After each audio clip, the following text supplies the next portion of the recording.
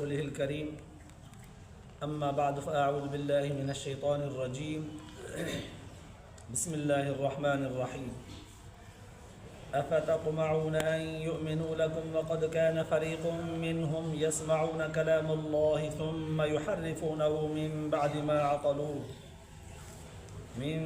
मा अक़लूहु वहुम यअलमून वइज़ा लक़ुल्लज़ीना आमनू क़ालू आमन्ना वइज़ा ख़ला बअज़ुहुम इला बअज़िन क़ालू अतुहद्दिसूनहुम बिमा फ़तह अल्लाहु अलैकुम लियुहज्जुकुम बिही इंद रब्बिकुम अफ़ला तअक़िलून। सदक़ल्लाहुल अलियुल अज़ीम। दुरूद शरीफ पढ़ो। अल्लाहुम्मा सल्लि अला सय्यिदिना व सनदना व हबीबना व मौलाना मुहम्मदन नबिय्यिल उम्मी व अला आलिहि व बारिक व सल्लिम अलैहि बिअददि कुल्लि मालूमिन लक दाइमन अबदा। अल्लाह तबारक व तआला जा तव्हां असांजे मथां अहिड़ा ॻणिया करम ऐं एहसान आहिनि जो अल्लाह रब्बे ज़ुल जलाल तव्हां असांखे मग़रिब जी निमाज़ बा जमात नसीब फ़रमाई ऐं उनखां पोइ क़ुरान पाक जे हिन बाबरकत दर्स क़ुरान जे महफ़िल में विहण जी तौफ़ीक़ बि इनायत फ़रमाई। गुज़िरियल आयतुनि में अल्लाह तबारक व तआला बनी इसराइल जे माण्हुनि जूं दिलियूं सख़्तु थी वियूं हुयूं पत्थर जहिड़ियूं, बल्कि पत्थर खां बि वधीक सख़्तु इन जो बयानु फ़रमायो हो जो उन्हनि खे कंहिं बि तरह सां हक़ीक़त सम्झ में न पई अचे या खणी अचे पई पर अमल न पिया कनि। गुनाहनि जे नहुसत जे करे उन्हनि जूं दिलियूं कारियूं थी चुकियूं। पोइ इहे सभु ख़बासतूं, हरकतूं, शरारतूं, नाफ़रमानियूं, ज़िद्दियतूं, इहे सभु अल्लाह तबारक व तआला उन्हनि जूं वक़फ़े सां तरतीबवार बयानु फ़रमायूं। पोइ अॼोकिन आयतुनि में वरी अल्लाह तबारक व तआला मोमिननि ऐं मुसलमाननि सां मुख़ातबा त एॾियूं सारियूं ॻाल्हियूं तव्हां यहूदियुनि जूं ॿुधियूं आहिनि। हे मुसलमान पोइ बि तव्हांखे अञा उमेदु आहे त यहूदी ईमान आणींदा? कोन आणींदा। माना इन्हनि अल्फाज़नि मां सम्झ में अचे थो अफ़तत्मऊन अन युअ्मिनू लकुम, छा तव्हां लालच था रखो त तव्हांजे लाइ इहे यहूदी सचाई ॾेखारींदा? कोन ॾेखारींदव सचाई। इन्हनि अल्फाज़नि मां इहो मालूम थिए थो त उन दौर में हुज़ूर अलैहिस्सलातु वस्सलाम जन त मुसलमाननि जे लाइ हरीसुन अलैकुम बिल मुमिनीन रऊफ़ुर रहीम हरीस हूंदा हुआ, दिली तमन्ना हूंदी हुई हुज़ूर अलैहिस्सलातु वस्सलाम जन जी त जेकर इहे काफ़िर मुसलमान थियनि, इहे यहूदी, इहे नसरानी जेकर मुसलमान थियनि, ताबेदार थियनि, अल्लाह ऐं अल्लाह जे रसूल खे सुञाणे वठनि, क़ुरान खे पढ़नि, क़ुरान खे सम्झनि, पोइ उन ते अमल करे वठनि। हिकु हिकु जे लाइ हुज़ूर सल्लल्लाहु अलैहि वसल्लम जन जी इहा ख़्वाहिश हूंदी हुई।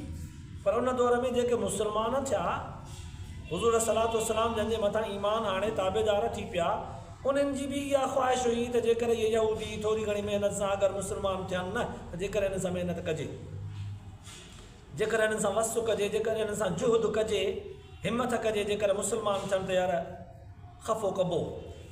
पर अल्लाह तबारक व तआला इहे सभु ॻाल्हियूं यहूदियुनि जूं बयानु करे पोइ फ़रमाए थो मोमिननि सां मुख़ातब थींदे अफ़तत्मऊन अन युअ्मिनू लकुम, ए मुसलमान छा अञा उमेदु था रखो त इहे तव्हांजे लाइ सचाई ॾेखारींदा, ईमान आणींदा? वक़द कान फ़रीक़ुम मिनहुम यस्मऊन कलाम अल्लाह, होॾां हिननि जो हिकिड़ो टोलो यहूदियुनि जो अहिड़ो बि आहे जेके यस्मऊन कलाम अल्लाह, अल्लाह जे कलाम खे ॿुधनि पिया। यादि हूंदो तव्हांखे गुज़िरियल आयतुनि में गुज़रियो आहे जो मूसा अलैहिस्सलाम जे मथां तौरात नाज़िल थियो हो त न पिया मञनि, पोइ चयूं त असांखे पाण अल्लाह ताला चए त पोइ मञीदासीं। मूसा अलैहिस्सलाम 70 माण्हू चूंडे करे तूर सीना जबल ते वठी वियो। अल्लाह ताला पाण उन्हनि सां मुख़ातब थी करे फ़रमायो त इहो मुंहिंजो कलाम आहे, तौरात मुंहिंजो कलाम आहे, मूसा अलैहिस्सलाम ते नाज़िल कयो अथमि, इन ते अमल कयो। त बि न पिया मञनि। चऊं त ॾिसूं अल्लाह ताला जे ज़ात खे, त पोइ वरी अल्लाह ताला जे कावड़ ऐं गज़ब में मरी विया, ख़तमु थी विया। आसमान खां बिजली अचे कड़की हिननि जे मथां, सभु हलाक थी विया। वरी अलाह ताला उनखे ज़िंदगी ॾिनी, वरी मोटी अचे हाणे क़ौम जे माण्हुनि खे छा चवणु लॻा, हा भाउ तौरात वाक़ई अलाह जो कलाम अथव, मञो मञो, उन त सज़ा मिलंदव। पर उन्हनि में हिकिड़ी ॻाल्हि मिलाई बि हुयऊं, कहिड़ी, हा अलाह ताला जो कलाम आहे, पर अलाह ताला चए थो त जेतिरो थी सघेव मञो, जेको न थी सघेव त माफ़ आहे। हुननि निभागनि इहे लफ़्ज़ जो ॿुधा त चवनि असांखां थी कोन थो सघे, सॼो ई बाबा कोन थो थी सघे असांखां, बसि ठहियो। चए थो न अलाह ताला त जेको न थी सघेव त माफ़ आहे, असांखां थी कोन, सॼो ई कोन थो थी सघे।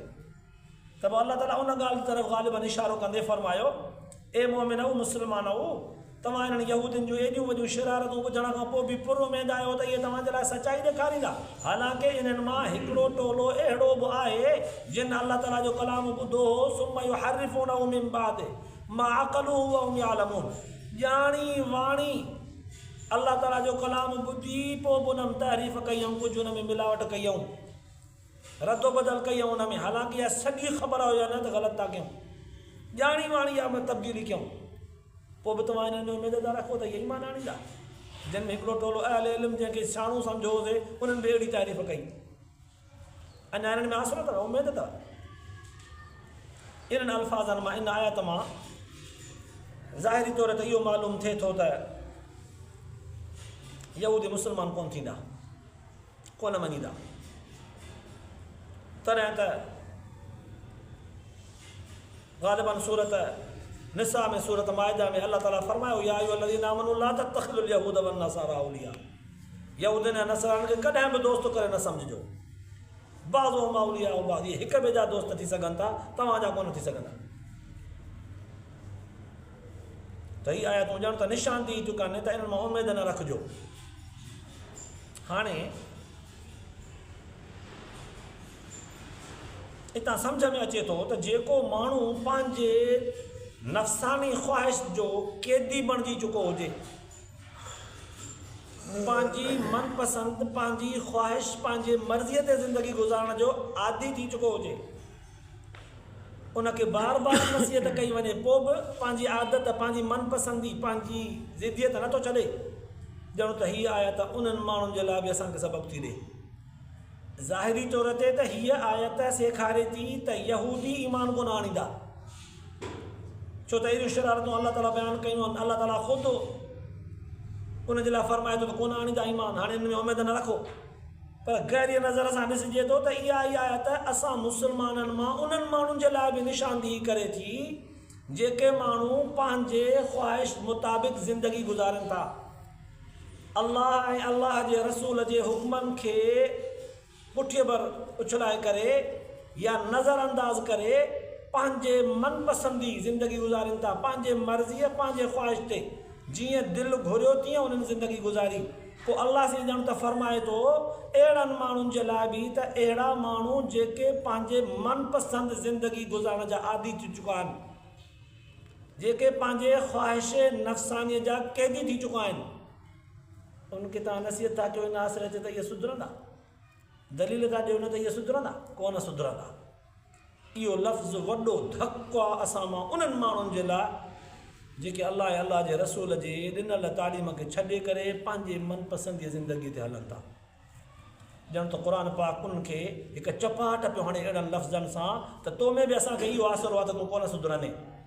हाणे जे इहा ॻाल्हि असांजे कन ते पई त हाणे यार पंहिंजी नफ़सानी ख़्वाहिश जेका आहे उहा छॾणी पई। वरन त क़ुर पाक असांखे बि सेखारे पियो त तो में बि असां अहिड़ो ई आसिरो रखंदासीं जहिड़ो यहूदियुनि में रखियोसीं। छो त यहूदी कोन था सुधरनि न, शरारतूं हुनजो ॾिसी ॾिसी असां यकीन थी वियो आहे तुंहिंजे बि नफ़सानी ख़्वाहिश जे मथां ज़िंदगी गुज़ारींदे तूं बि आदी थी चुको आहे पंहिंजे मनपसंदी ॻाल्हियुनि ऐं आदतुनि जो, तंहिंजे करे तो में बि उमेद कान्हे का। अल्लाह ताला शल तव्हां असांखे पंहिंजे हबीब सल्लल्लाहु अलैहि वसल्लम जंहिंजे सुन्नतुनि जो सचाईअ सां ताबेदारी नसीब फरमाए। पोइ हाणे इन ई तरह सां अल्लाह तबारक व तआला इन जी ॿी ख़बासत बि बयानु थो फरमाए, वइज़ा लक़ुल लज़ीना आमनू क़ालू आमन्ना, ए मुसलमान आओ इन्हनि में उमेद था रखो, इन्हनि में उमेद था रखो त यहूदी मुसलमान थींदा। अथव ख़बर जॾहिं इहे न तव्हां सां था मिलनि, माना मोमिननि सां, त पोइ चवनि था क़ालू आमन्ना, असां ईमान आंदो आहे, असां मोमिन आहियूं, असां मञूं था क़ुर खे, अल्लाह जे रसूल खे मञूं था। तव्हां सां था मिलनि त ईअं था चवनि पर वइदा खला बाज़ुहुम इला बाज़िन, पर जॾहिं पाण में हिक ॿिए जे आम्हूं साम्हूं था अचनि पंहिंजे मुंहं सां तनाईअ में, क़ालू अतुहद्दिसूनहुम बिमा फ़तह अल्लाहु अलैकुम लियुहाज्जूकुम बिही इंद रब्बिकुम अफ़ला ताक़िलून। हिक ॿिए सां जॾहिं पंहिंजे मुंहं सां साम्हूं था अचनि त उन्हनि जूं ॻाल्हियूं तव्हां ॿुधो त हैरान थी वञो।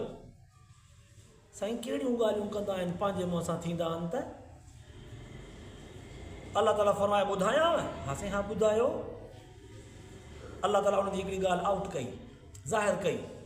मसलन कॾहिं कॾहिं तौरात जे अंदरि अल्लाह तबारक व तआला हुज़ूर अलैहिस्सलातु वस्सलाम जंहिंजूं सिफ़तूं बयानु फरमायूं, या क़ुरान पाक जे मुतालिक़ निशानदी क़ुरान पाक हक़ सच जो आख़िरी आसमानी किताब हूंदो जेको अॻियनि समूरनि किताबनि जी तस्दीक़ कंदड़ हूंदो।